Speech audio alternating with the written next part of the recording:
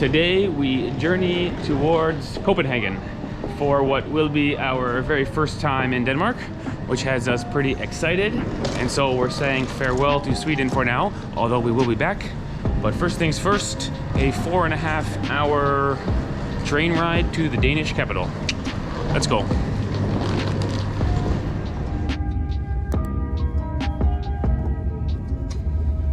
And so, I don't know if this is the Danish quality or the Swedish quality, maybe Swedish quality.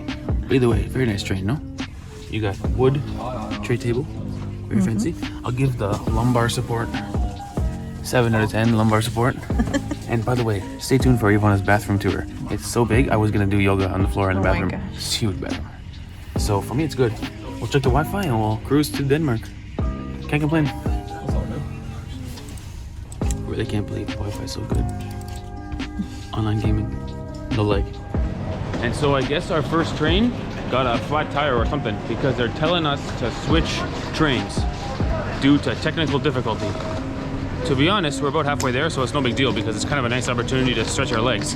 I'm assuming it's just the next train right here, no? I think so. Perhaps to this. But everyone's getting on. Everyone's going here, so we're gonna follow it. If we go the wrong direction, it's gonna be a total fail, Ivana. I think it's right. Is there a seat? I don't know what seats to go in. Maybe just the same number?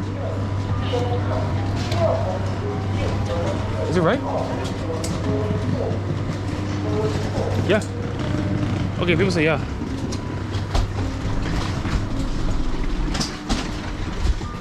Okay. We just go for the same numbers. Okay. Oh, and I tell you what. I think this is the bridge that's taking us to Denmark. Goodbye, Sweden. It's a pretty epic train station. You ever wonder why they build it so tall?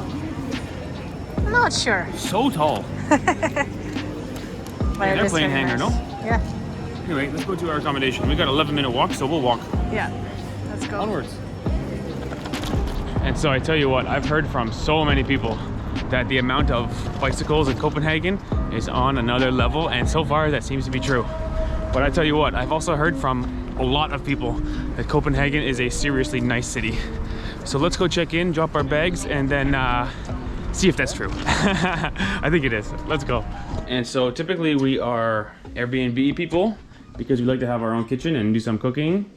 But we're only here for 4 days and the prices are high in Denmark. So we are officially hotel people. Here's our bathroom with a very cylindrical shower. Something cool.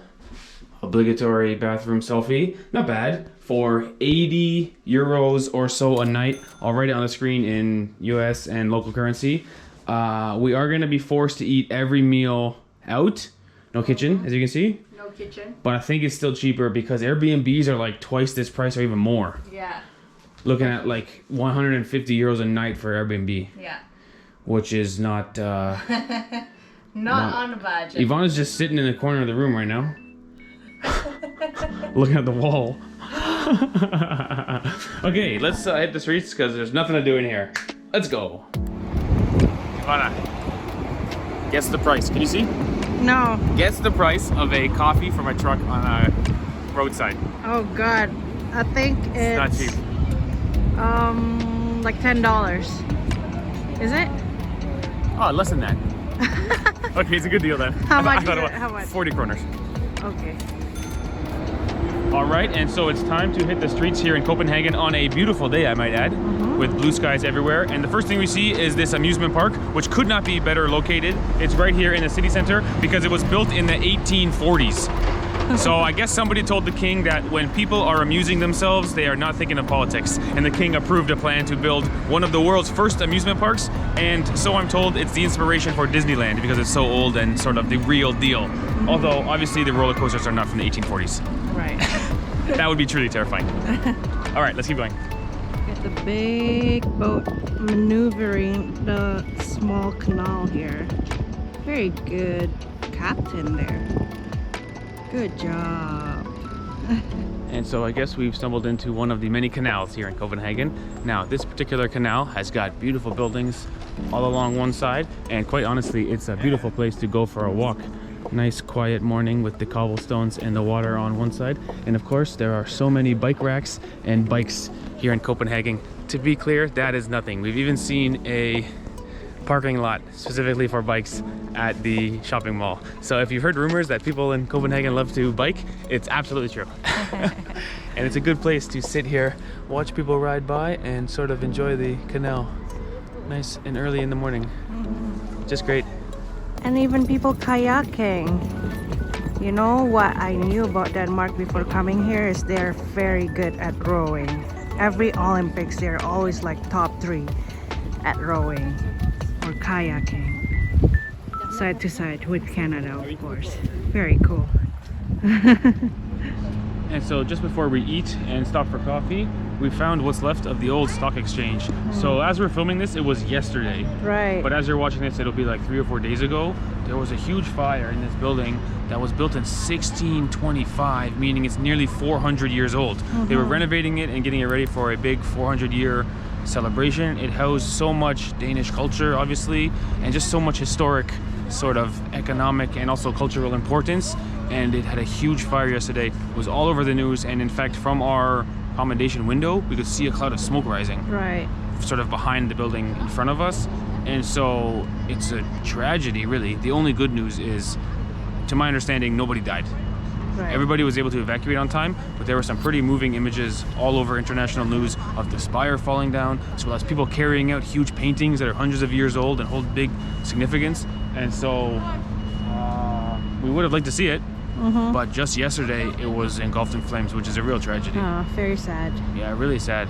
I guess they're still doing the canal tour, and the boats are going to go by and talk about what was there rather than what is there now. And I guess eventually they'll rebuild something bigger and some kind of monument and honor the building. But as of right now, it's a darn tragedy. Yeah. So sad. Very sad. There you have it. So anyway, let's go for a coffee and maybe Danish after all. Danish pastries. Let's go. Let's go. All right, so first impressions of Copenhagen. Great city to go for a walk.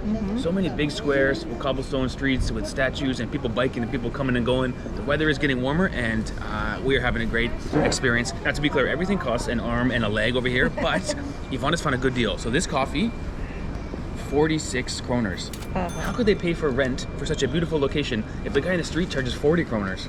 True. It's a good deal for this. And of course, we had a Danish pastry now, which is the cinnamon version for me. I love the description of the lady inside. She said it's less buttery than what you might be used to, which I think is a very friendly way of saying it's kind of dry. Because dry sounds horrible, but if you look at the pastry, it is kind of dry. Do you know what I mean? Not in a bad way, but just in a not very buttery way. As you said, this is more traditional than the other one. This is the traditional Danish pastry. I mean, it's so good. Yeah. It's so good, but it is less buttery. Meaning, it goes very good with coffee. Yeah, and I got something that is called the spandor, I think. I think I'm pronouncing it totally wrong, but it's a circle pastry with stuff inside. It's good. It's good food, man. Cheers. I mean, it's almost a donut. I think it's between a cinnamon bun and a croissant together. The texture is like cinnamon bun mixed with croissant. Also, so yours is more buttery. And flaky. Yeah, mine is more flaky and buttery. Well, but tell you really what, good. We're off to a good start here in Copenhagen. Very nice. I love Coffee it. and cinnamon early in the morning. Oh, check it out. It is our lucky day. We've got a marching band, as well as some military. Haha, that's nice.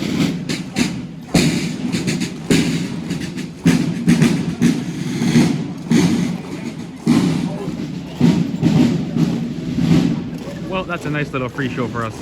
You can even hear the soldiers' footsteps on the ground in perfect unison. And a puppy.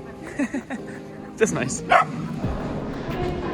And so next up, we've come to Rundi Tarn, aka the Round Tower here in Copenhagen, which, believe it or not, was not built for war. It was built as an astronomical observatory to study and admire the stars and planets for something like 375 years, because it was built in 1650. And on the way up, we've got this never-ending round sloped path. So let's go. Around and around and around we go. Yeah, it looks like a parking garage, no? Wow, check this out, everybody. This is the old privy. Through channels in the wall, the waste was brought down into a cesspit. So this is the original toilet. I think you would go to the bathroom here, and it would literally fall all the way to the ground in a big hole full of poop. Wow, the original toilet. By poets, and they would smoke a pipe while using Smoking and pooping. Okay, fantastic. Awesome.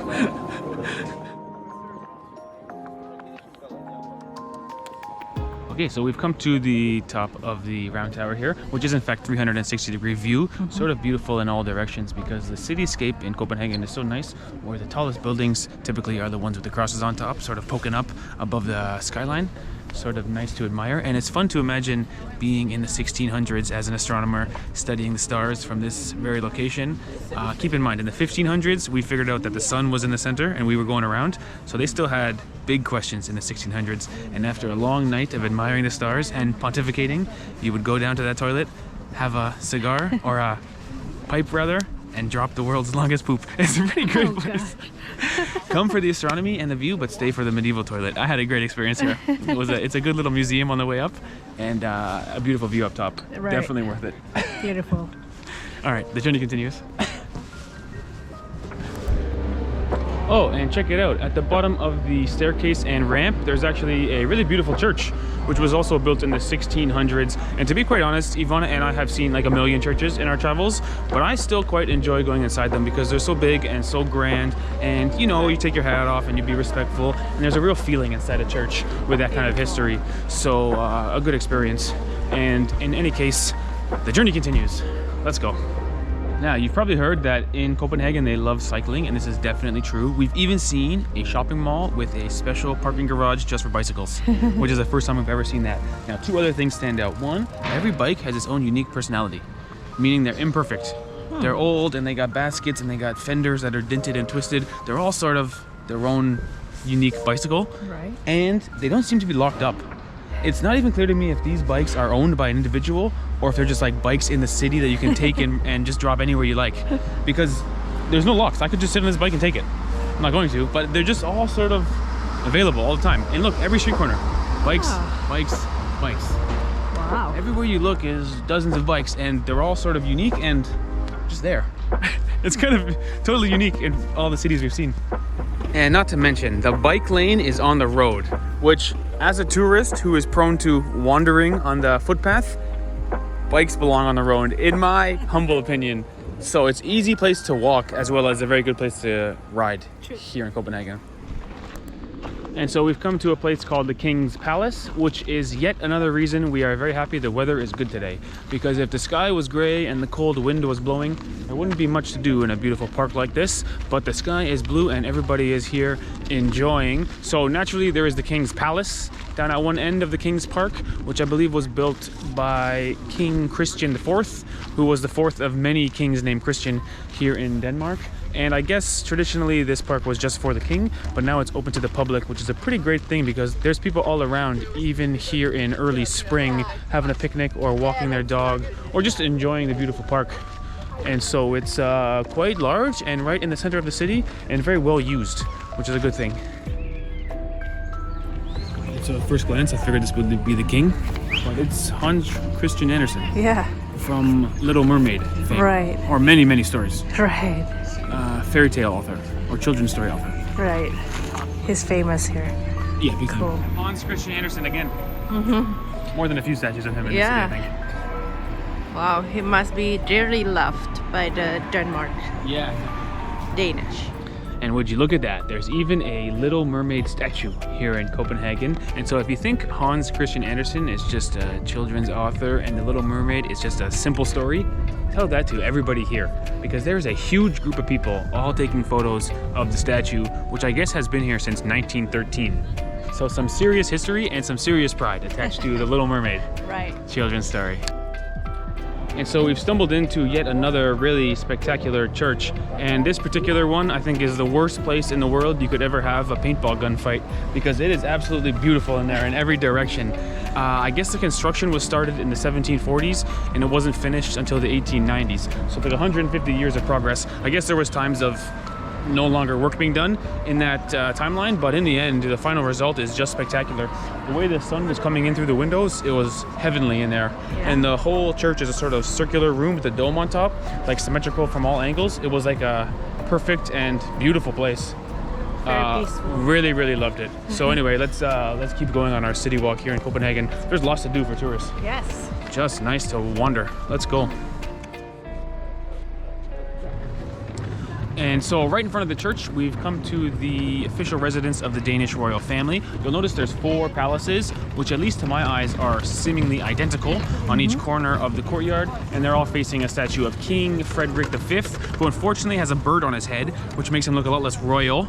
But nevertheless, it's another big courtyard here in Copenhagen with tons of people in it, which is nice to see, and a lot of history attached to it. So it's another nice place to enjoy as a tourist. Now, we're gonna shift gears here and go to a World War II museum. Right. For me, World War II, tremendously interesting. Not sure the quality of this museum and how long it'll be in the video, but let's check it out and see the history of Denmark in World War II. Let's go.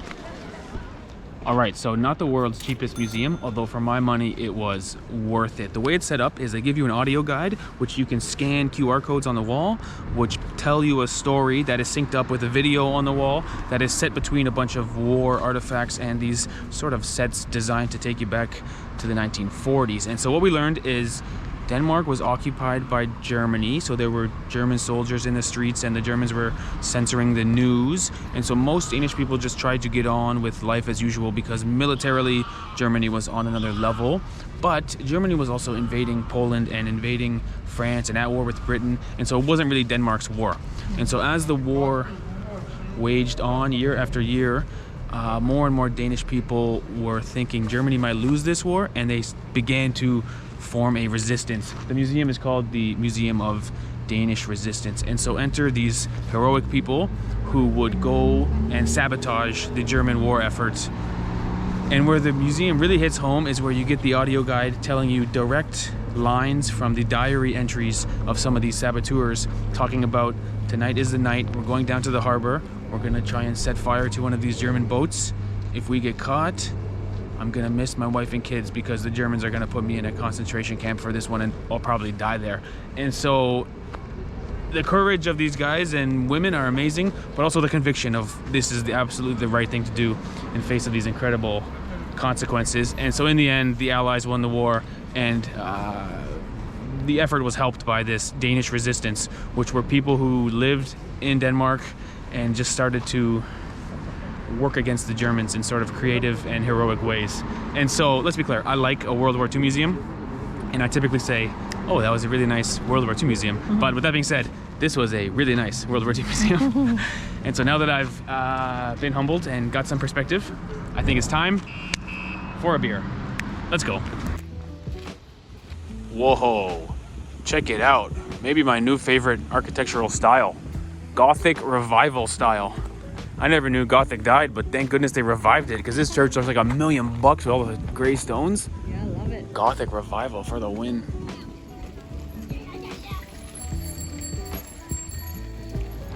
I tell you what, just for curiosity, let's go check what a beer costs at 7-Eleven here in Copenhagen. And so I guess I'll go for Carlsberg, which is a pretty famous Denmark brand, although I guess Tuborg is as well. And so it's 2 for 35, which is not the worst price ever, I guess. Although not the best, let's be fair. And so we've come to a place which I'll try to pronounce Nyhavn. I'm sure that's wrong, but it's known as one of the best places to bring your own beer from your pocket and enjoy it in the street, because drinking in public is completely legal here in Denmark. Now, one of the reasons you bring your own beer is because the restaurants here have some pretty incredible prices, and the other reason is because this place is known as an incredibly photogenic spot, which has a real good vibe to it as you're sipping your beer by the canal. And for this place to be known as incredibly photogenic is really saying something, because in my opinion the whole city of Copenhagen is pretty darn photogenic. So for this place to stand out is really impressive. And so I think we'll sit here in front of these really beautiful boats. It's not clear to me whether these are real boats that go fishing every night or whether they're just there for a bit of a museum showpiece. But in the end, they're so incredibly beautiful, especially in front of the painted buildings here. So it's a good place for us to enjoy a very Denmarkian Carlsberg. And then, rather than eat the food at the very expensive restaurants, we'll go for something we can handle and afford. A hot dog. What could be better than that? Very good.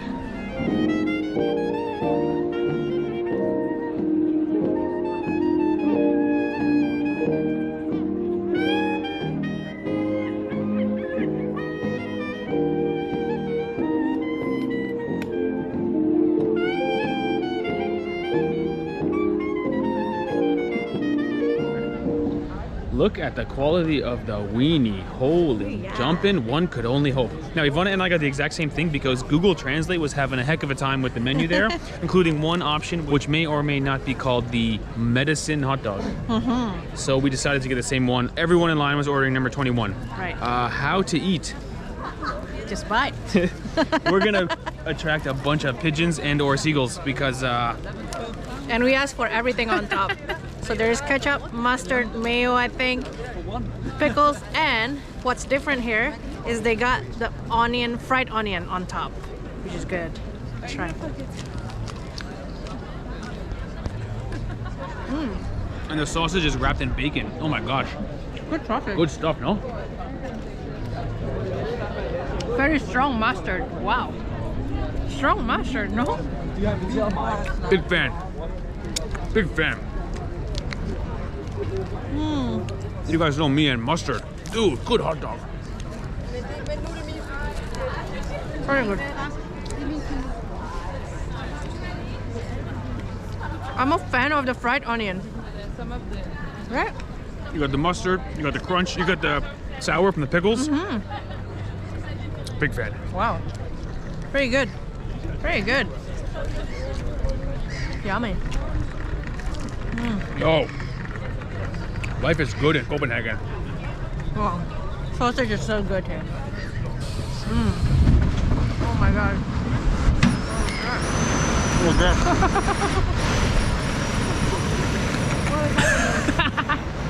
Our tripod was the garbage bin. Evidently the garbage bin has a suction from the bottom. Wow. Oh my gosh, lost my appetite. So anyway, listen, I was really complimentary of Stockholm last week. And everything I said about Stockholm is true. It's a great city, but Copenhagen is at least on the same level as Stockholm. Right. I mean, there's little pockets of the city you can find when you're walking along, just kind of off to the side, and the whole city is happening. So many bicycles, maybe a waterway with a bridge and a church or some kind of architectural building.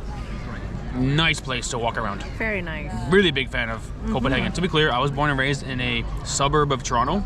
Right. I'm very grateful to the place I was raised. Great place to be born. I love the place, but it's a suburb in Canada. It's like gas stations and malls.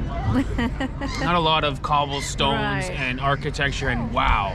I could imagine if you were born and raised in Copenhagen, you think this is the best city in the world. Probably. Because it's in that top category and it's your place, so you would love it here. Really, really nice city. Not to mention hot dogs. Yeah. It's so good. Yo.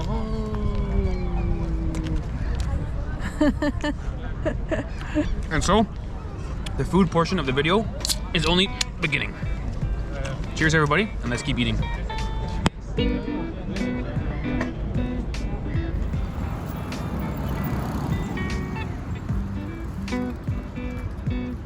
My god, this window looks amazing. Everything looks so delicious, no? I think it's time for Smorrebrod. Let's go. Let's see from pork Wow. and from pork with potatoes, I guess. All right.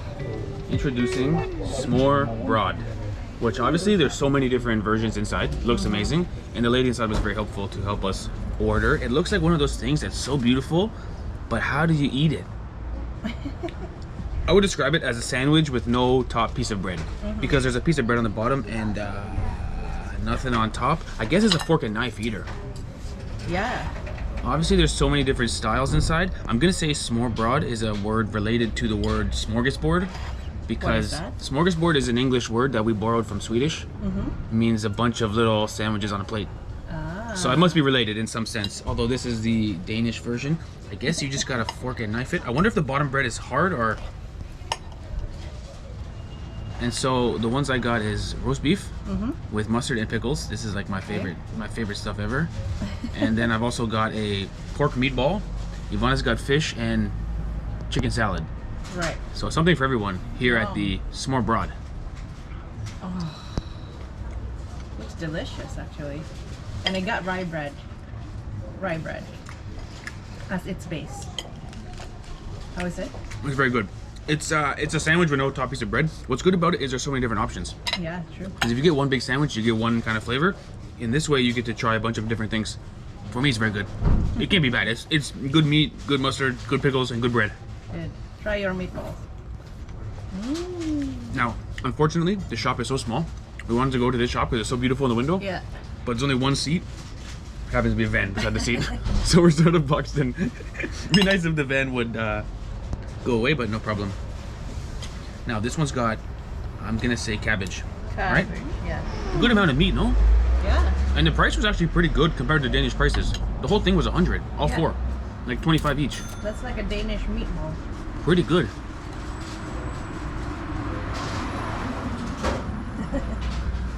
You like? Mmm. Very good. You love the meatball, eh? The pork meatball is better. The cabbage is so good. It's pickled cabbage and it's flavorful. Yeah. And it's really good. I want to try yours too. But I'm gonna eat mine first. Let's try. I mean, it looks really good. You really can't say enough about the presentation. I know. Should I squeeze from lime? Especially here in front of the window. Wow, what a nice little site here. It's very cute. Yeah, very cute is right.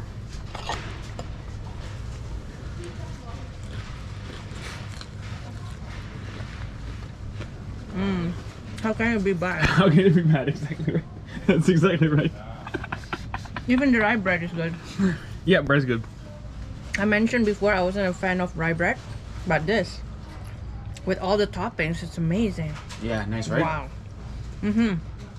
Very good. Yeah, it's just like a good sandwich with no top piece of bread, which Yeah. makes it kind of less filling, so you get to have more And options. they all look so pretty. Very inviting. Let me try the chicken salad with bacon here. That chicken salad, that bright yellow, looks like $1 million. How can I cut this? This is a messy one. I guess that's why you eat it with fork and knife. Yeah, I was inclined to pick it up and eat it, but I thought I'd be wearing it if I did Steve that. wanted to eat it with just by hand.